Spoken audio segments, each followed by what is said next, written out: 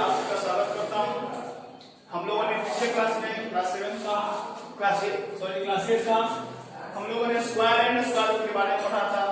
आज हम लोग second next chapter cube and cube root पढ़ने वाले हैं। ठीक है, चलिए आते हैं क्यूब एंड क्यूब यानी घन और घन रूट पे।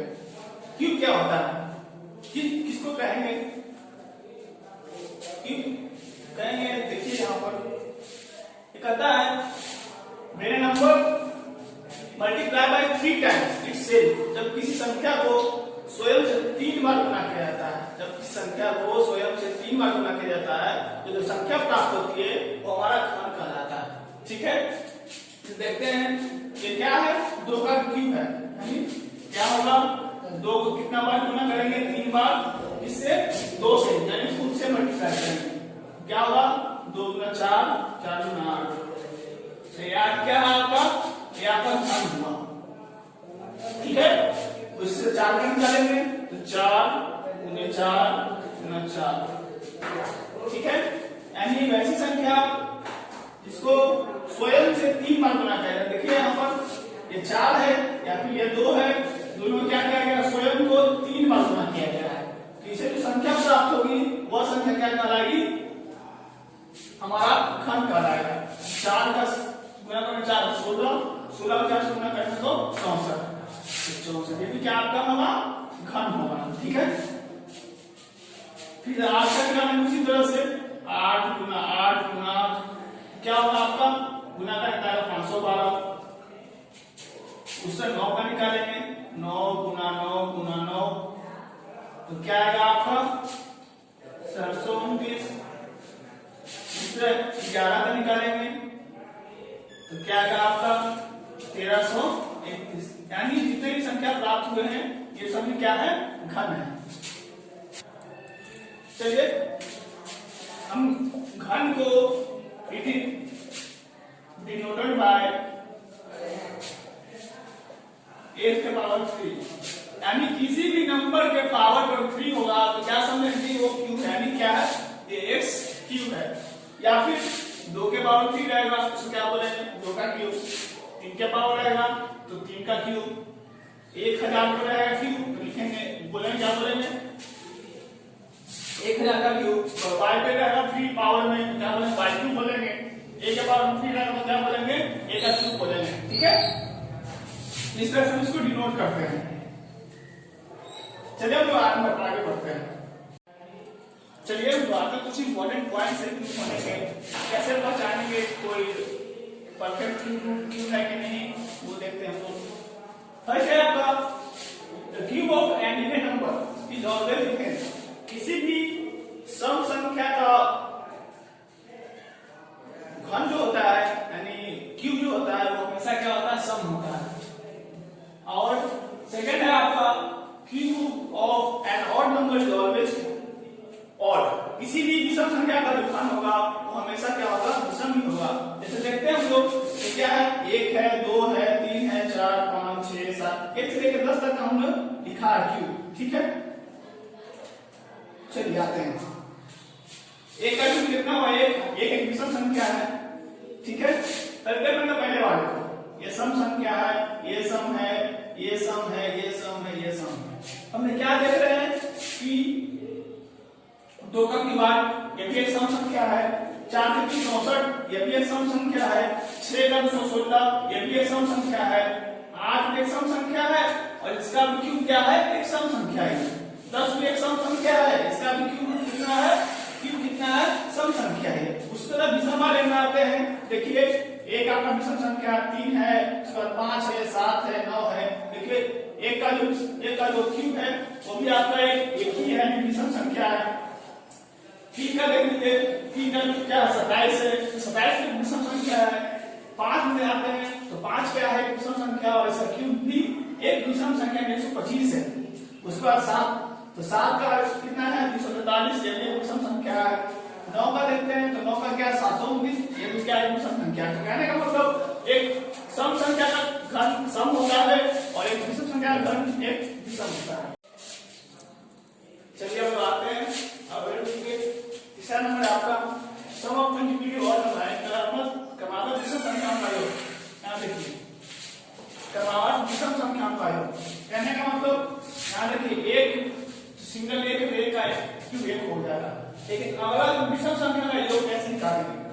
बाद कौन सी विषम संख्या आती है? 3, 3 के बाद 5, 3 और 5 को जोड़ेंगे तो कितना आएगा हमारा? 8 है। 8 क्या है? 2 का क्या है? क्यूब है। उसी तरह से हम आगे बढ़ेंगे। 5 के बाद क्या आता है? विषम संख्या 7, और 7 के बाद 3 अंक जोड़ेंगे, आगे बढ़ता है। पहला क्या था? सिंगल था, आगे बढ़े 2 अंक आया, फिर आपको 3 आएगा, उसका आगे बढ़े तो फिर आगे का विषम का 4 डिजिट तक हम ऐड करेंगे। देखिए 9, 7, 16, 16 में 11 में कितना आएगा आपका? 27। 27 क्या है? 3 का क्यूब है। ठीक है, उसी तरह से आगे बढ़ते हैं। इसमें क्या आएगा? 11 के बाद कौन सा विषम संख्या है? 13। 13 से आगे 4 विषम संख्या तब को जोड़ेंगे। 13 के बाद 15, 17 और 19 को जोड़ेंगे, हमारा 64 आएगा, जो कि आपका 4 का क्यूब है। ठीक है, उसी तरह से आगे आएंगे तो आगे बढ़ेंगे तो क्या होगा? 19 है। 19 के बाद कौन सी विषम संख्या आती है? 21। 21 के बाद अगली 5 संख्याओं तक, तो अगली 5 संख्या देख लेते हैं। 21 के बाद 23, 23 के बाद 25, 25 का 27, 27 के बाद 29, इस सभी को ऐड करेंगे तो हमारा कितना आएगा? 125 आएगा, जो कि आपका 5 का क्यूब है। 5 का क्यूब क्या होता है? 125 होता है। ठीक है, अब आते हैं आगे 29। 29 के बाद कौन सी विषम संख्या आती है? 31। ठीक है, 31 के बाद अगली 6 संख्याओं तक, अगले 6 नंबर तक हम इसका ऐड करेंगे विषम संख्याओं को, तो हमारा 6 का क्यूब मिलेगा। जैसे 31 के बाद 33 के बाद 35 के बाद 37, 37 के बाद 39, 39 के बाद 41, ये सभी संख्याओं को जोड़ेंगे हमारा 216 आएगा, जो कि आपका 6 का क्यूब है। इस तरह हम आगे बढ़ेंगे, देख लेते हैं कुछ और संख्याओं को। जैसे हमने देखा क्या था? 41। 41 के बाद आएगा आपका 45। कितनी संख्या को जोड़ेंगे? जहां तक 1, 2, 3, 4, 5, 6 तक थे, इसमें 7 अंक जाएंगे। देखिए कैसे। 43 के बाद आपका 45, 47, उसके बाद 49, उसके बाद 51, उसके बाद 53, उसके बाद आपका 55। 7 हो गया। 1, 2, 3, 4, 5, 6, 7 संख्या हो गया। सभी को हम जोड़ेंगे, तो सभी को जोड़ेंगे तो हमारा कितना आएगा? अगला आएगा 7 का क्यूब, यानी 343। हम इसको जोड़ के देख लेते हैं। देखिए जोड़िए, 55 में 53, फिर 51, 49, 47, 45 और 43, सबको हम जोड़ेंगे। ठीक है, तो 5, 3, 8, 1, 9, 9, 18, 7, 25, 5, 30, 3, 33 का 3 लिख दिया। 3 यहाँ बच गया हमारा, फिर इसको जोड़ेंगे। 5, 10, 15, 20, 5, 5, 10, 15, 4, 19, 4, 23, 4, 27, 4, 31, 3, 34। कितना आ गया हमारा? 343। ये क्या है आपका? कितना का क्यूब है? 7 का क्यूब है। इसी तरह हम आगे की ओर और बढ़ेंगे, अगली की संख्या को लिखेंगे और 8 संख्या तक जाएंगे तो हमारा किसका क्यूब निकलेगा? 8 का क्यूब निकलेगा। चलिए तो क्वेश्चन पे आते हैं। ये बोलता है 392 इज अ परफेक्ट क्यूब और नॉट। कहता है कि 392 परफेक्ट क्यूब है या नहीं? अगर है तो क्यूब है, और नहीं है तो क्यूब नहीं है। चलिए आते हैं तो देखते हैं इसका क्या करेंगे। पहले हम लोग इसका फैक्टराइजेशन करेंगे। ठीक है, 2 से लगाएंगे, कितना आ जाएगा आपका? 19 और यहाँ का 6। उसके बाद फिर 2 से लगाएंगे तो आपका 9 और यहाँ आ जाएगा आपका 8। फिर 2 बार में 49, फिर 2 बार में आएगा 7 से जाएगा 7 से जाएगा 49। तो क्या देख रहे हैं? 2 मल्टीप्लाई बाय 2 into 7 into 7। क्यों होने के लिए क्या होना चाहिए? वैसी संख्याएं जिनकी वही संख्या से 3 बार गुना होना चाहिए। हम यहाँ क्या देख रहे हैं कि 2 से तो 3 बार गुना हो रहा है, लेकिन क्या 7 से हो रहा है? नहीं हो रहा। अगर 7 भी 3 बार होता, 7 को भी 3 बार गुना किया जाता, तब ये आपका परफेक्ट क्यूब होता, लेकिन ये परफेक्ट क्यूब नहीं है, क्योंकि ये जो है आपका 3 टाइम्स मल्टीप्लाई नहीं हुआ है, इसलिए it is not a perfect cube. ठीक है, बताओ क्यों ऐसा क्यों हुआ, जानते हैं क्यों हुआ है? बिकॉज द नंबर्स से आपके the numbers are not multiplied by 3 times itself. क्या है इसमें? आपका नंबर जो है स्वयं से 3 बार मल्टीप्लाई नहीं हुआ है, जिसके कारण ये आपका परफेक्ट क्यूब नहीं बनेगा। ठीक है, चलिए तो रुपया डुबा दो।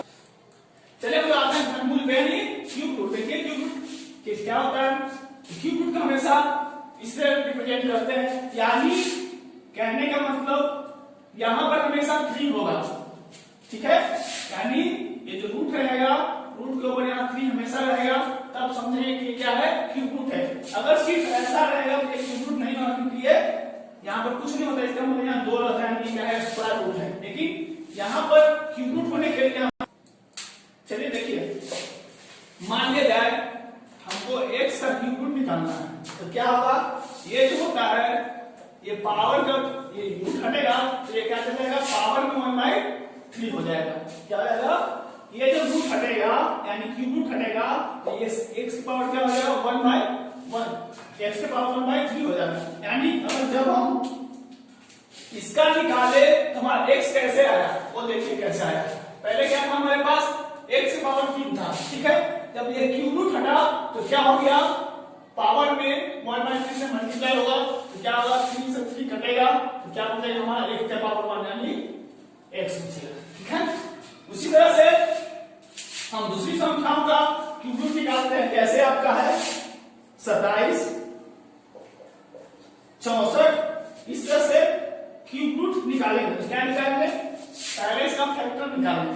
देखिए इसको फैक्टराइजेशन करेंगे यानी गुणा निकालेंगे। 27 है आपका, तो 3 के टेबल में आता है, 3 के टेबल में तो 3 भाग लगाएंगे, 9 से 3 9 जा 27, उसका फिर से 3 से लगाएंगे तो 3 3 जा 9, 3 का बन गया तो 3 इंटू इसको लिखेंगे ऐसे रूट अंडर क्यूब रूट के अंदर लिखेंगे 3 इंटू 3 या क्या आ जाएगा? ध्यान दीजिएगा, जब भी क्यूब रूट से बाहर आएगा तो 3 पेयर बनाएंगे, साथ में 3 एक साथ होना चाहिए, तो क्या 3 था तो ये बाहर आ जाएगा, आपका हो गया। ठीक है, उसी से 64 का निकालेंगे, इससे वही करेंगे। ठीक है, क्या करेंगे? पहले 2 से लगाएंगे तो 32 2 जा 64, इसका फिर से 2 से लगाएंगे तो क्या आएगा? हमारा 16 2 जा 32, फिर 2 से लगाएंगे 8 2 जा 16, फिर 2 से लगाएंगे तो 4 2 जा 8, फिर 2 से 2 जा 4। इसको क्या करेंगे? इधर यहां लिखते हैं रूट के अंदर 2 इंटू 2 इंटू 2 इंटू 2 इंटू कितना बार है? 6 बार है, तो 6 बार लिख लेंगे इंटू 2, कितना हो गया? 6 बार। 3 का जोड़ा चुनेंगे, क्या आएगा? 12 में आपका 2 गुना 2 कितना आएगा? आपका 4। क्या है आपका? 64 का क्यूब रूट कितना आएगा? 4 आएगा। चलिए हम लोग आते हैं एक मेथड आपका प्राइम फैक्टर। वो देखिए जैसे आपका लिखा गया है 216, कितना लिखा गया है? 216। देखिए यहां पर निकालेंगे हम लोग क्यूब रूट निकालेंगे। क्या करेंगे हम?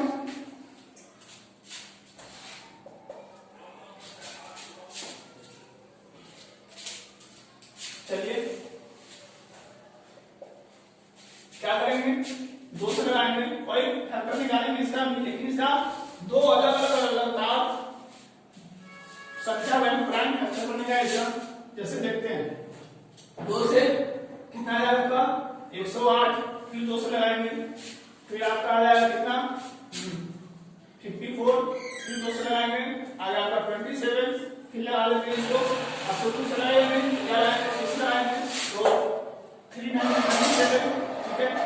फिर इसको 3 से 3 या 9, देखिए क्या आ रहा है, 2 into 2 और 3 into 3। यहाँ देखिए 2 का पेड़ है, फिर 3 का है, क्या करेंगे, 2 बार और 3 बार, देखिए दोनों क्या है, अलग अलग